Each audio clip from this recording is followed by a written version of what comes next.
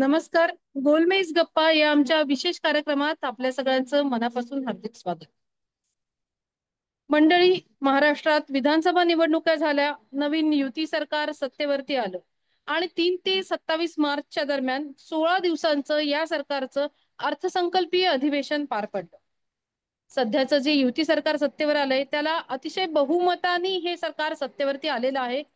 आणि लाडक्या बहिणी लाडकी बहीण या योजनेचा जो गवगवा झाला, त्यांच्या बळावरती आमचं सरकार निवडून आलेलं आहे. आमच्या बहिणींच्या आशीर्वादाने आम्ही निवडून आलेले आहेत. अशा सगळ्या घोषणा करत हे सरकार सत्तेवरती आलेलं. त्यामुळे या पहिल्या बजेट अधिवेशनाकडे सगळ्यांचं लक्ष लागून राहिलेलं होतं की या अधिवेशनाने महिलांच्या, विशेषतः महिलांच्या पदरात काय पडणार आहे, शेतकऱ्यांना काय मिळणार आहे आणि अर्थातच जे सरकार निवडून आलेलं आहे भाजपचं, त्यांचा जो मुख्य मतदाता वर्ग आहे तो शहरी सुद्धा आहे, तर त्यांच्या पदरात काय पडणार आहे. एकूण अर्थसंकल्पीय अधिवेशनाकडून राज्यातल्या सर्वच नागरिकांच्या अपेक्षा असतात, पण प्रत्यक्ष या 16 दिवसांच्या अधिवेशनात झालं काय ते आज आपण जाणून घेणार आहोत. तर या आपल्या गोलमेज गप्पांचा हा पहिला भाग आहे आणि अर्थसंकल्पीय अधिवेशनाचा अर्थ समजून घेण्यासाठी आज माझ्यासोबत आहे माझा सहकारी तुषार गायकवाड. तुषार, आपलं स्वागत आहे या कार्यक्रमात. आणि जसं मी म्हणलं तसं 16 दिवसांचं हे प्रदीर्घ अधिवेशन पार तर पडलं, पण एकूण आपलं निरीक्षण काय आहे या बाबतीतलं आणि या अधिवेशनातून काय अर्थ समोर आला असं वाटतं. माझ्या दृष्टीनं या अधिवेशनाचं म्हणजे विश्लेषण करायचं एखाद्या ओळीत आपल्याला ज्या वेळेला आपण विश्लेषण करू त्यावेळेला ते असं होईल की पाठीमागच्या अर्थसंकल्पात ज्या चुका केलेल्या होत्या त्या चुका दुरुस्त करण्यासाठी चाचपडणारा हा अर्थसंकल्प आहे असं मी बरं. म्हणेन. कारण त्याचं कारणही तसंच आहे. ज्या अपेक्षांनी जे आश्वासनं सरकारने लोकांना दिली, ज्या पद्धतीने योजना सुरू केल्या, कल्याणकारी हे जे त्याला नाव दिलेलं आहे, त्या सगळ्या हं. कल्याणकारी योजनांच्या जोरावर त्यांना बहुमत मिळालं, सगळं झालं. परंतु त्या तुलनेत लोकांच्या कुठल्याही अपेक्षा आणि आश्वासनं त्यांनी दिलेली पूर्ण झालेली नाही.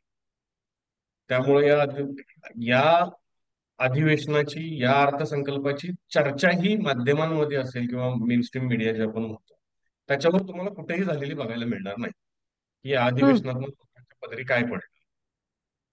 तुलनेत जर पाठीमागचा 2023चा जो देवेंद्र फडणवीस स्वतः अर्थमंत्री होते, त्यांनी जो अर्थसंकल्प सादर केला होता त्या अर्थसंकल्पाला पंचामृत असं नाव दिलं होतं आणि त्याची बरं. जाहिराती आणि पुरवण्या हे वृत्तपत्रातनं आठवडाभर सुरू होत. पण हं. आता स्वतः देवेंद्र फडणवीस मुख्यमंत्री आहेत, त्यांच्याकडे एवढं मोठं बहुमत आहे, परंतु या हं. अर्थसंकल्पाची एक दिवसही चर्चा माध्यमांमध्ये कुठं झाली नाही. हं. त्याचं कारणच हे आहे की या अधिवेशनातनं लोकांच्या पदरी जे अपेक्षित होतं, ज्या त्यांनी आशा लोकांच्या बळावल्या होत्या, उंचावल्या होत्या, त्या पूर्णच नाही झाल्या.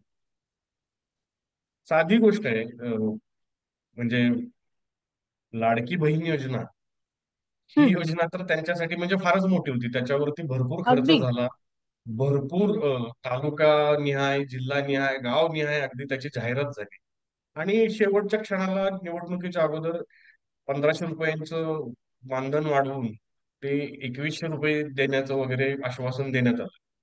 परंतु अधिवेशनाच्या अगोदरच वेगवेगळे निकष लावले आणि जितक्या शक्य आहेत तितक्या महिला या योजनेतून वगळण्यात आल्या.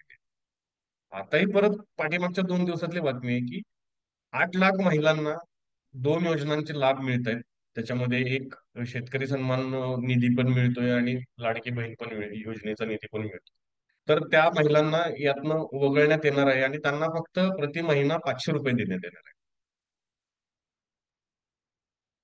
तसंच तर ते म्हणजे मुख्य म्हणजे तेच हे की सगळे ज्याचा दावा होता की हे हे यांच्यामुळं आम्ही मुख्य निवडून आलो, तर त्या महिलांचं फार मोठं लक्ष या अर्थसंकल्पाकडे लागून होतं की आपली घोषणा होतीये का 2100ची, पण बरंच काहीतरी उलटच घडल्याचं दिसून येत आहे. बरोबर. आणि अशा बऱ्याचशा योजना आहेत की कोविड काळात शिवभोजन थाळी हे जे महाविकास आघाडी सरकारने उद्धव ठाकरे मुख्यमंत्री असताना जी ती गरीब लोकांच्यासाठी ती योजना आणली आणि होय. कोविड काळात त्याचा भरपूर लोकांना फायदा झाला. अगदी कोविड काळात मोफत पण दिली.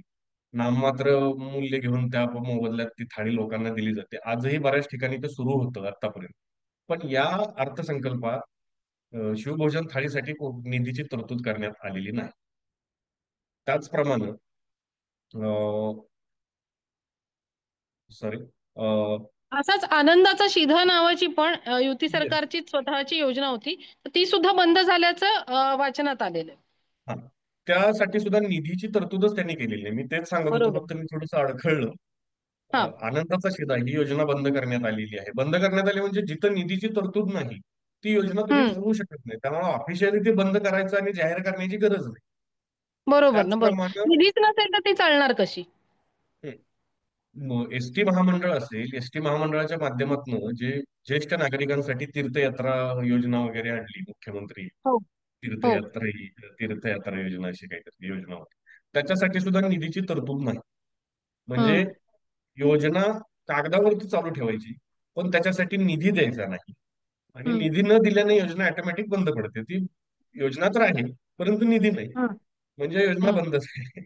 म्हणजे एका हम्म. बाजूला हम्म. लोकांना दाखवायचं ऑन पेपर की आमच्याकडे एवढ्या योजना आहेत, आम्ही एवढ्या योजनांचा लोकांना लाभ देतो, पण प्रत्यक्षात त्याच्यासाठी निधीच नाही. त्यामुळे त्या योजना आम्हाला देण्याचा संबंधच नाही. अजून असं आहे. शेतीच्या बाबतीतलं आपलं काय निरीक्षण आहे, तुषार? शेतीच्या बाबतीतल्या काही शेतीच्या महत्वाच्या बाबतीत घोषणा झाल्या का? हो, शेतीच्या बाबतीत सगळ्यात महत्वाचा मुद्दा घेईन मी पहिल्यांदा मराठवाड्यासाठी. कारण मराठवाड्यातले लोक हे गेली 10 वर्ष हे सरकार आल्यापासून त्यांना वेगवेगळ्या पद्धतीनं फक्त एक चॉकलेट दाखवलं जातं प्रत्येक अधिवेशनाच्या अगोदर. त्याला मराठवाडा वॉटर ग्रीड प्रकल्प नाव दिलेलं आहे. प्रत्येक अधिवेशनाच्या अगोदर त्याच्यावरती बोललं जातं, त्या बाबतीत आश्वासन दिलं जातं, अधिवेशनात त्याची घोषणा केली जाते. परंतु प्रत्यक्षात काहीही होत नाही. या अधिवेशनात तर ती घोषणा पण केलेली नाही. पाठीमागच्या त्यांच्या घोषणापत्रात जो त्यांचा जाहीरनामा होता त्याच्यात सुद्धा त्या प्रकल्पाची आश्वासन देण्यात आलं होतं. पण आता यावेळी या अर्थसंकल्पात तेही केलेलं नाही.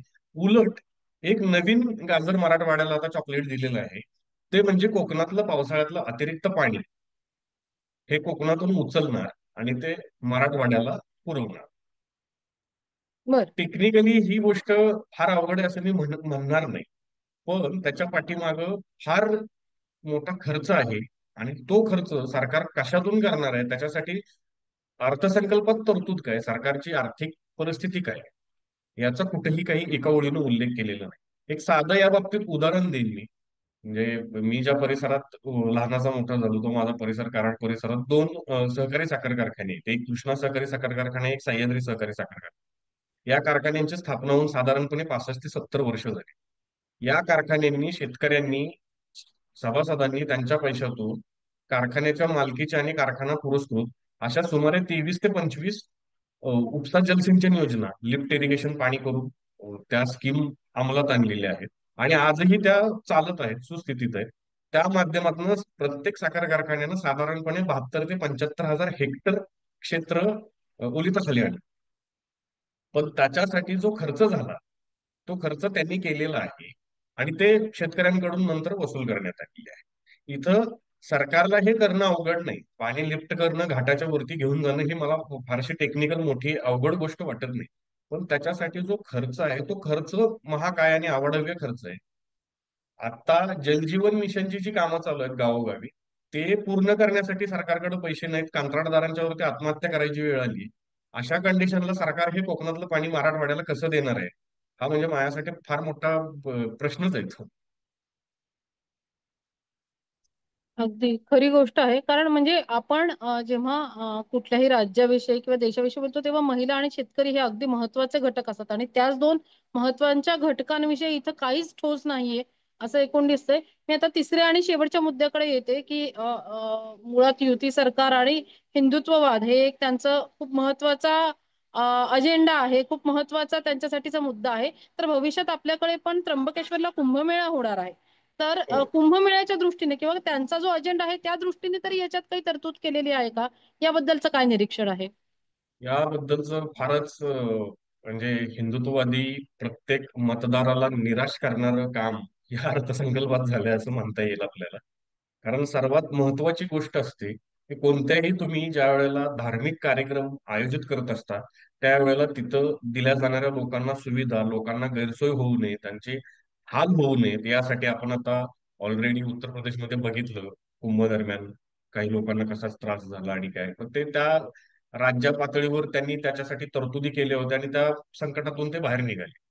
आता आपल्याकडं ज्या वेळेला नाशिकला कुंभमेळा होणार आहे, त्यावेळेला त्याच्यासाठी जी काही तरतूद आपल्या शासनानं अर्थसंकल्पात करायला पाहिजे, ती काहीही प्रकार 1 रुपयाचीही तरतूद केलेली नाही या अर्थसंकल्पात. नाशिक नंतर मला वाटतं नाशिकला 2027ला हा कुंभमेळा भरणार आहे. पण त्याच्यानंतर 1 वर्षांनी मध्य प्रदेशमध्ये 2028 मध्ये कुंभमेळा भरणार आहे. त्यांनी 2025च्या अर्थसंकल्पात त्याच्यासाठीची निधीची तरतूद करून ठेवली. बापरे! आमच्याकडे अच्छा. 2027ला नाशिकला कुंभमेळा भरतोय, तर त्याच्यासाठी शासनाकडे निधीची तरतूद नाही. केवळ एक नमामि गोदावरी. आता नमामि गंगेचं काय झालं हे संपूर्ण भारताला माहिती आहे. सरकारचे समर्थक स्तुतीपाठक सुद्धा मान्य करतील की त्यातून काय हाती लागेल. त्याचप्रमाणे नमामि गोदावरीची घोषणा केलेली आहे. त्या प्राधिकरणाच्या माध्यमातून ते काहीतरी करतील. करतील अशी अपेक्षा आहे. परंतु प्रत्यक्षात त्याच्यासाठी काय कागदोपत्री आर्थिकदृष्ट्या 1ही रुपयांची निधीची तरतूद केलेली नाही. एकूणच तुषार, आपण जे काही सगळं सांगितलं त्यानुसार अत्यंत निराशाजनक असं चित्र आहे. आणि खरं तर ज्या बहुमताने युतीचं सरकार निवडून आलेलं होतं, तर त्या अनुषंगानं अतिशय चांगली आणि काहीतरी ठोस तरतुदी या अर्थसंकल्पातून अपेक्षित होत्या. पण दुर्दैवानं तसं फारसं घडलेलं दिसत नाहीये. हो, आणि दुर्दैवाने याची मुख्य माध्यमात चर्चाही दिसत नाहीये. मी खर्चही आपल्या नाही. प्रेक्षकांना सांगू इच्छिते की माझे सहकारी तुषार गायकवाड यांचा या विषयावरचा एक विस्तृत लेख लोकसत्ता या वृत्तपत्राच्या ऑनलाईन आवृत्तीतही प्रकाशित झालेला आहे. त्याची लिंकही आम्ही कमेंट बॉक्समध्ये देऊ, त्यामुळं इच्छुकांनी तो लेख सुद्धा मुळातून वाचावा. तसंच अर्थसंकल्पातल्या या विशेष तरतुदी वेगवेगळ्या ज्या आहेत, त्यात आपण विषयवार सुद्धा याचा धांडोळा घेणार आहोत. तर आपण लवकरच गोलमेज गप्पाच्या पुढील भागात भेटूयात आणि आणखीन डिटेलमध्ये महिलांबाबतच्या काय तरतुदी, शेतकऱ्यांबाबतच्या काय तरतुदी याबद्दल आपण डिटेल सुद्धा बोलणार आहोत. धन्यवाद तुषार, आज आपण आलात आणि सहभागी झालात त्याबद्दल. आपण भेटूयात गोलमेज गप्पाच्या पुढील भागात. धन्यवाद.